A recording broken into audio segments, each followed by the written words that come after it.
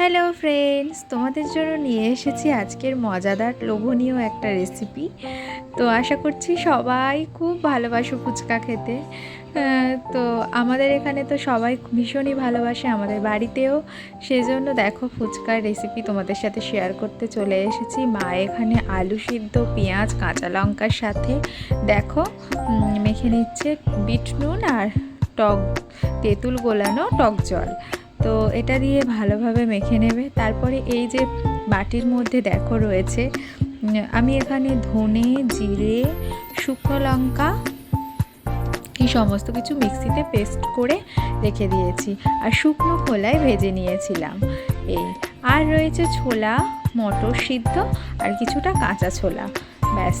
আর ধনে পাতা, আর এর সাথে লাগবে গন্ধরাজ লেবু। ব্যাস, এটুকু হলেই আমাদের ফুচকা একেবারে রেডি।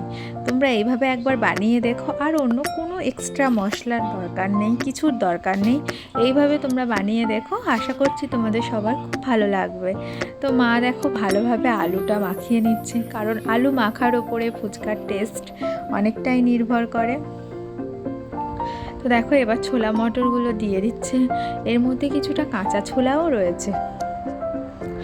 আর তার সাথে তোমরা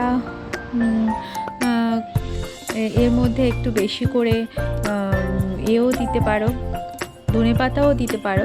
তো ধনে পাতাটা আমরা লাস্ট এতে টক জলে ব্যবহার করেছিলাম। তো এইভাবে তোমরা বানিয়ে দেখো বাড়িতে, অনেকটা বেশি পরিমাণে খেতেও পারবে, আবার খুব হেলদি আর টেস্টিও হবে। তো মা আমাকে টেস্ট করার জন্য দিয়ে দিচ্ছিল, আর লাস্ট দেখো একটু ঝুড়ি কটকটি দিয়ে দেওয়া হবে।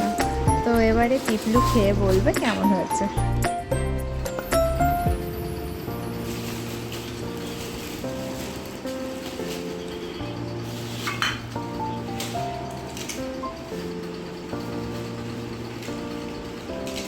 তোর কাছ থেকে জেনে নিলে রেসিপিটা কেমন হয়েছে জানিও। টাটা।